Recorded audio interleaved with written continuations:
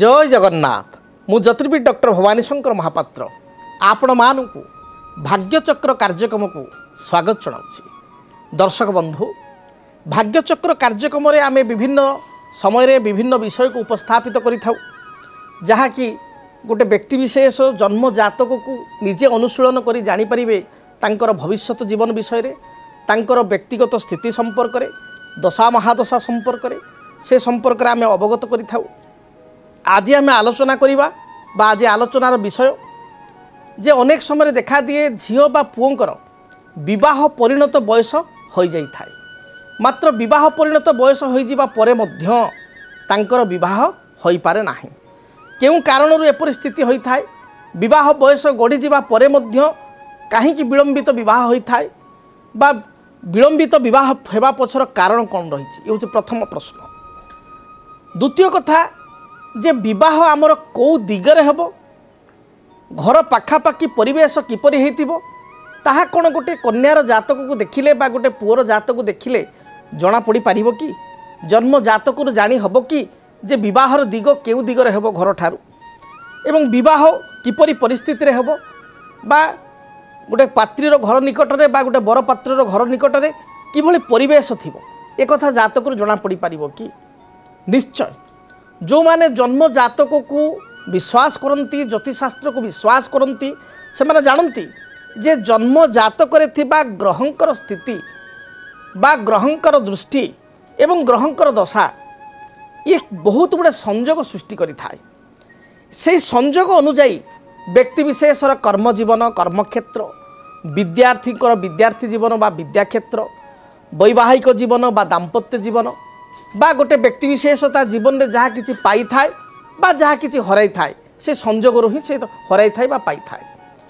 विवाह संपर्कित जितेबाला आम गोटे विषय आलोचना करिबा लग्नर सप्तम भाव होची विवाहर भाव, सप्तम स्थानटी होची विवाहर स्थान।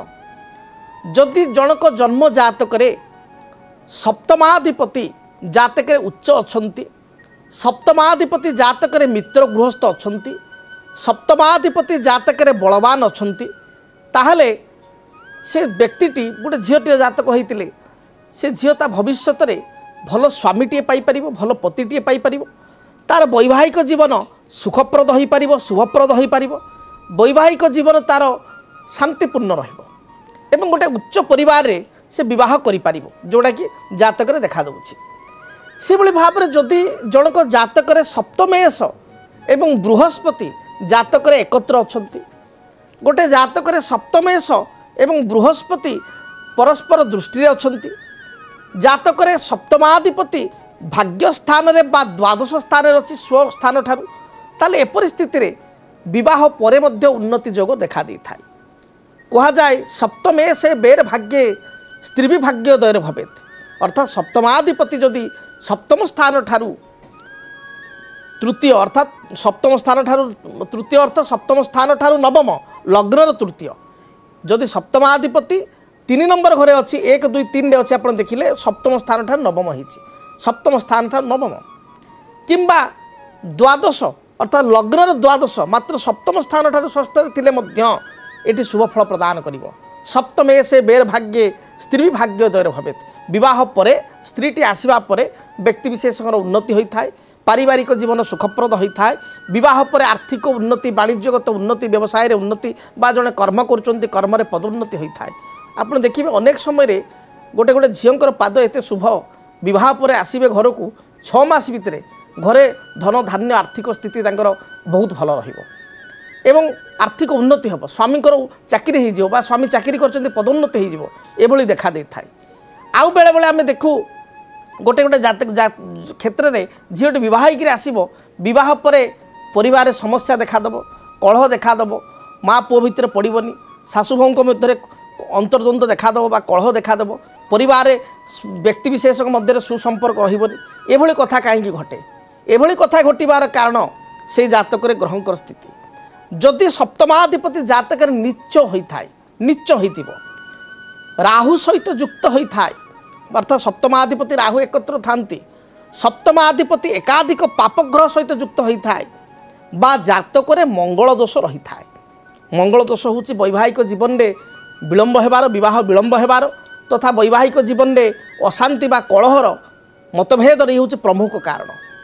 शास्त्रे कहा जाए लग्ने बेच पाताले जामित्र संस्थिते कुजे भतृकन्या विनाशाय कन्या भतृ विनिश्यति।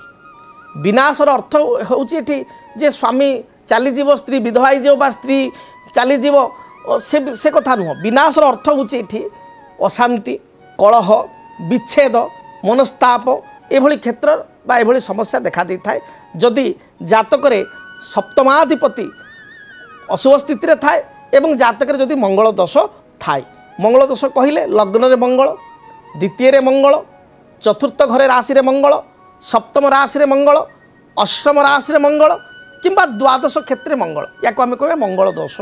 जदि मंगल दोष जातक अच्छी सप्तमाधिपति दुर्बल अच्छी ताले विवाह पर निश्चय वैवाहिक जीवन में जो सुख शांति रहिबा कथा से सुख शांति रहिबो नाही एवं किछि ना किछि समस्या देखादेव। ठीक तार अपोजिट जदि सप्तमाधिपति भल स्थिति अच्छी जातक मंगल दोष नाही, काल सर्प दोष नाही, बृहस्पति प्रतिकारक ग्रह स्वामीकारक ग्रह जातक भल स्थिति रही एवं शुक्र जी कि पुरुष जातक दाम्पत्य सुखर ग्रह से जातक मीन उच्चस्थ अच्छा बा भल स्थिति अच्छा मित्र गृहस्थ अच्छा ताहले व्यक्ति विशेषज्ञ वैवाहिक जीवन दाम्पत्य जीवन निश्चय सुखप्रद हेबो एथिरे कोनोसी संदेह नाही। तेबे जातक विवाह केउ दिगरे हेबो ये गोटे प्रश्न एवं कौ एज रे हेबो। बड़ कथा होची जे विवाह जो आलोचना आमे कले जे विलंब होबार कारण कोन जे विलंब होबार प्रथम कारण आमे जानले जदि जातक मंगल दोष अच्छी। जदि मंगल दोष जातक अच्छी ताले विवाह रे सुनिश्चित भाव में विलंब हेबो। ये विलंबित विवाह जोग मंगल दोष कारण होता है। से भाई भाव में जदि सप्तमाधिपति जातक नीच थाए ताले गोटे झील तार योग्यता दक्षता अनुजाई बरपात्र खोजा जाए, परिवार खोजा जाए, भल परिवार टी भल योग्य पात्र टी मिले ना। बहुत समय देखाई सप्तमाधिपति नीच हेले आमे चिंता करिथिबा भाबिथिबा बा झीर बा पुअर योग्यता दक्षता अनुजाई जो भली कैंडिडेट आसीबा कथा प्रस्ताव गुड़ी आसिया कथा से भली प्रस्ताव आसी न थाए। तेबे दर्शक बंधु जड़े कलर कर बर्तमान फोन कॉल आसी आम कॉलटी नहीं जावा कौ जगार कर कौन समस्या रही से संपर्क जानिबा। हेलो हेलो हेलो जय जगन्नाथ कहतु। जय जगन्नाथ सर नमस्ते। नमस्ते कौ जगार कहते आपण परिचय दिंतु। ढेंकानाल रश्मिता सर कहते। रश्मिता कहते ढेंकानाल क्या विषय जातक जानवे? सर मो निज विषय जाना निज विषय जानवे। सर मो जन्म है अगस्ट 20 2001 20 अगस्ट 2001 मसीहा। आज्ञा समय है 9टा 4 दिन समय हूँ 9 घंटा 7 मिनिट दिन बेला। जन्म स्थान ढेंकानाल। ढेंकानाल। कौन प्रश्न रही झील कहतु? सर मैरिज और कैरियर विषय जाना विवाह 2025 से केमती कौन करती है? अच्छा ठीक अच्छे। प्रथम आम राशि नक्षत्र जानीदवा। राशि हूँ पूर्वा फाल्गुनी नक्षत्र, राशि सिंह राशि 11/5 एवं जन्म लग्न हूँ कन्या लग्न। ठीक अच्छे। अच्छा सिंह राशि बोली तुम झील जानी आज्ञा कन्या लग्न जातक जो देखा ताले जातक लग्न और भाग्य स्थान रही शनि, बृहस्पति शुक्र राहु दशम स्थान रही कर्मस्थान एवं चतुर्थ स्थान रही केतु। जहाँ मो जातक देखुची मते गोटे कथा कहब तुम स्टार्टिंग एजुकेशन क्लास 5th पर्यंत 7th पर्यंत 9th पर्यंत बहुत भल था। 10th भी मोटामोटी भल होती कि +2 मार्क टे कमीगला कि किंतु परवर्ती अवस्था तुम भल होती पुणी +2 पर भी भल कर पर्टिकुलर +2 टा टे कमीगला। कौन पढ़ापढ़ी कल झील तुम? सर नो ग्रेजुएशन करे नर्सिंग करथली गवर्नमेंट जॉब। अच्छा बहुत भल कथा। एबे मीडिया डिजिटल मीडिया रे एबे डिजिटल मीडिया रे कहीं नर्सिंग रो कहीं तुम डाइवर्ट हो गल मीडिया को कौन पाई? सर एक्चुअली नर्सिंग तो एमसी मो बात करिथिलेटा कोरोना टाइम रे। अच्छा देन मोरो से लाइन रे इंटरेस्ट नथिला मीडिया लाइन रे रहिछि कारण दशम रे जेतु शुक्र रहिचंती तेणु शुक्र होउचंती कलार ग्रह तेणु मीडिया डिजिटल एथिरे तुम आग्रह रहिछि सेथिरे किछि काम करछो माने एडिटर अछो ना कंटेंट क्रिएटर ना कोन कोन छ? Sir digital executive. Digital executive very good. तो जातक रे आमे देखिबा जे विवाह संपर्कित प्रश्न भी रहिछि एवं জাতকরে কর্মক্ষেত্র কথা বি রয়েছে জন্ম সময় বেড়ে যদি আমি দেখা তাহলে শুক্র মহাদশার তুমি জন্মগ্রহণ করেছ শুক্র পরে রবি রবি পরে চন্দ্র মহাদশা বর্তমান চালিছন্তি 31 জুলাই 2020 মସିହା ଠାରୁ ଆଗାମୀ 31 ଜୁଲାଇ 2030 ମସିହା ପର୍ଯ୍ୟନ୍ତ 10 ବର୍ଷ ଚନ୍ଦ୍ରଙ୍କର ମହାଦଶା ବା ମହାଦଶାର ପିରିୟଡ଼ ଚନ୍ଦ୍ରଙ୍କର 10 ବର୍ଷ ଚନ୍ଦ୍ର ମହାଦଶାରେ ବର୍ତ୍ତମାନ ଅନ୍ତର୍ଦଶା ହିସାବରେ ଯଦି ଦେଖିବା ତାହେଲେ ଚନ୍ଦ୍ର ମହାଦଶାରେ ବର୍ତ୍ତମାନ ଶନି ଅନ୍ତର୍ଦଶା ଚାଲିଛନ୍ତି ଚନ୍ଦ୍ରରେ ଶନି 1 ଜୁନ୍ 2026 ପର୍ଯ୍ୟନ୍ତ ରହିବେ ତେଣୁ 1 ଜୁନ୍ 2026 ପର୍ଯ୍ୟନ୍ତ ଚନ୍ଦ୍ରରେ ଶନି ଚାଲିଥିବା ହେତୁ ଟିକେ ମନ ତମର ଚଳଚଞ୍ଚଳ ରହିବ ଟିକେ ଅସ୍ଥିର ରହିବ बेले बेले द्वंद्व आसो यहाँ हेल्ले भल हम कि ना कन्फ्यूजन तुम हम बहुत गुटे पार्टे आ बहुत जिन देखो तुम डिले हम जोटा तुम करने को चाहूच से इन टाइमली तुम होना बहुत लेट होमती हो कारण चंद्र होती मन कारक ग्रह शनि होती विलंब कर्म कारक ग्रह तेणु सबू जिनस डिले हम जोटा को हाथ पाहांतार कथा जोटा हो कथा गोटे निर्दिष्ट समय भितर ते अल्प समय गड़ीगले भी हम एक तुम भाव कि बहुत विलंब हम से द्वितीय कथा हूँ जदि विवाहर कथा को आम देखा ताले सप्तमाधिपति जातक बृहस्पति शुक्र सहित युक्त होती तुम क्या झील लाइक करुच कि बर्तमान लाइक करुच ना से जहाँ को लाइक करुच से तुम निज कास्ट नुह कि पिलाटा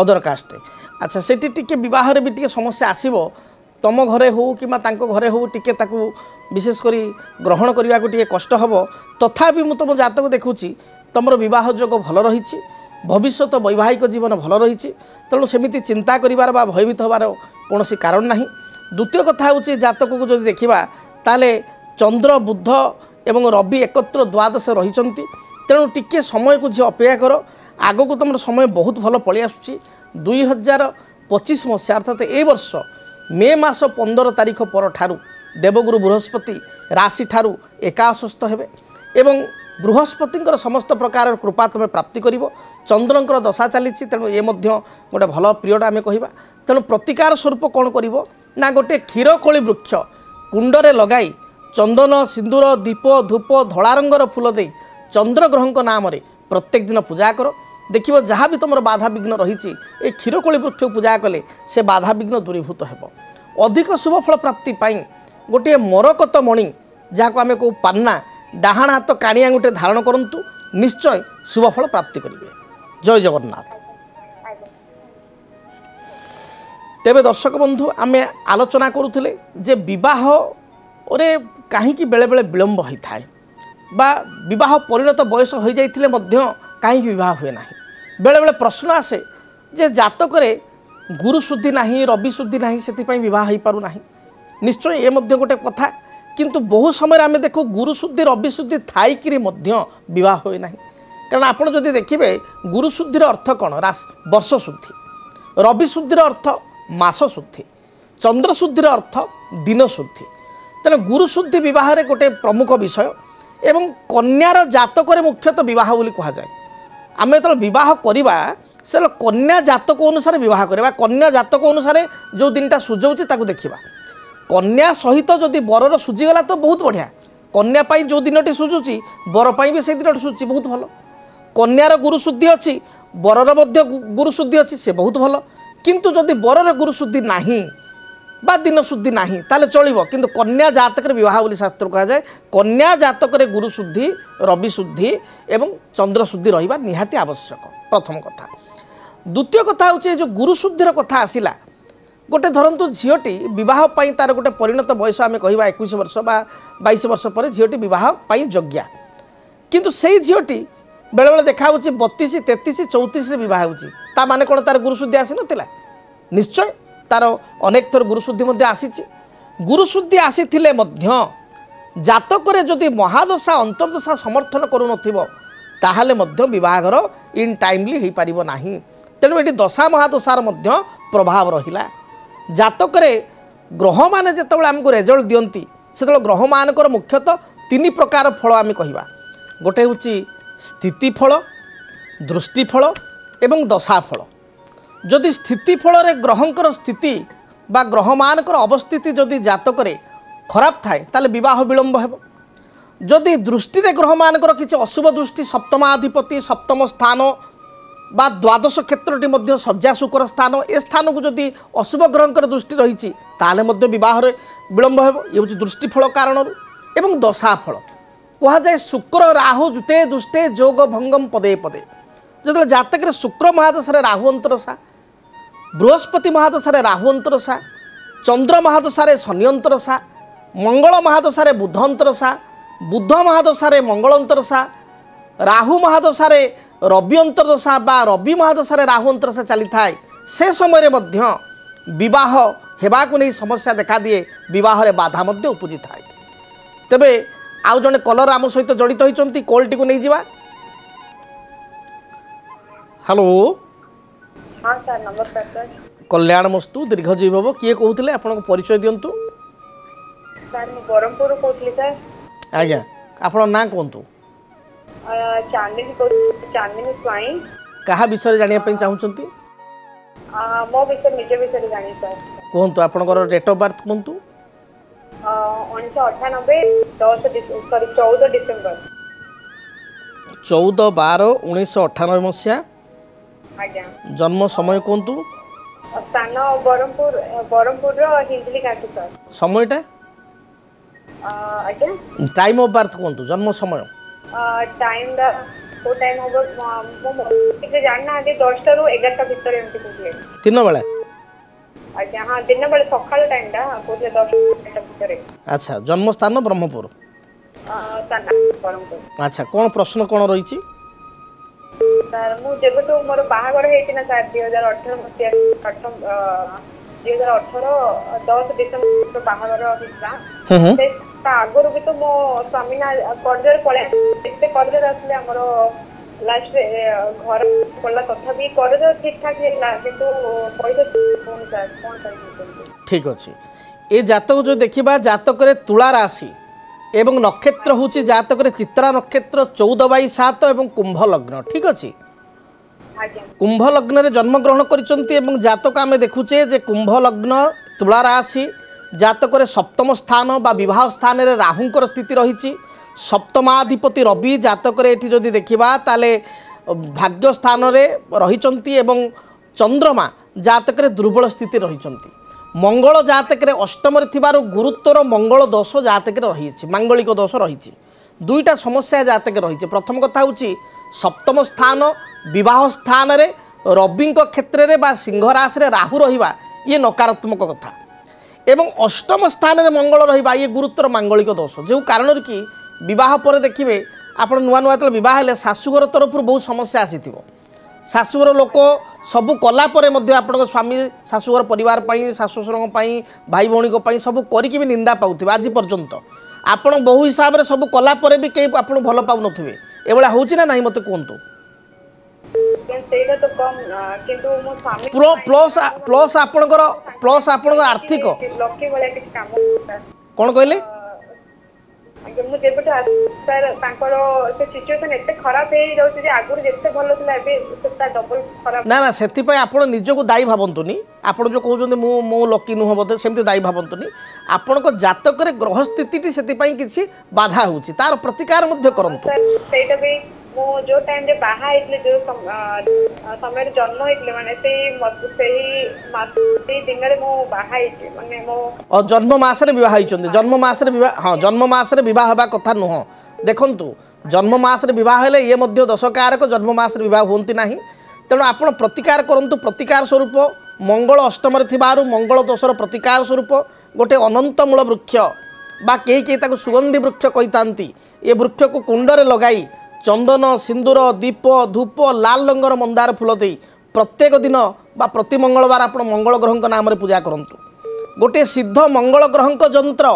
एवं गोटे सिद्ध कात्यायनी देवी जंत्र ठाकुर घरे रखी चंदन सिंदूर दीप धूप लाल रंगर मंदार फूल दे मंगल ग्रह एवं कात्यायनी देवी नाम रे प्रत्येक दिन पूजा करंतु देखिए जहाँ भी बाधा विघ्न रही दूरीभूत हेब जहाँ मु जातक देखुची ये जो समस्या गुड़िक चली यार प्राय समाधान यही 2025 मसीहा अक्टोबर मास पर हम 2025 मसीहा अक्टोबर मास ठारू 2030 मसीहा मध्य मोटामोटी समय आगु भल रही आर्थिक उन्नति स्वामी करेंगे पारिवारिक जीवन सुखप्रद हेब कौन गृह कार्य ତ୍ୱରାନ୍ୱିତ ହେବ, କିଛି ଘର ତିଆରି କରିପାରନ୍ତି ବା ଜମି ମଧ୍ୟ କ୍ରୟ କରିପାରନ୍ତି, ଏଭଳି ସ୍ଥିତି ମଧ୍ୟ ରହିବ।